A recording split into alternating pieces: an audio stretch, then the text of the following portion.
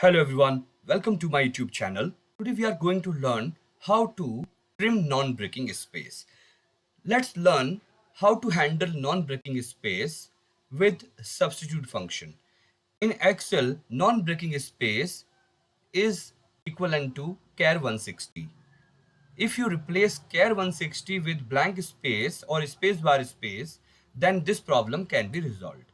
Because if you apply some formula, there is no output is 0. But if you apply substitute function where you can replace char160 with the blank and see that the value got no space.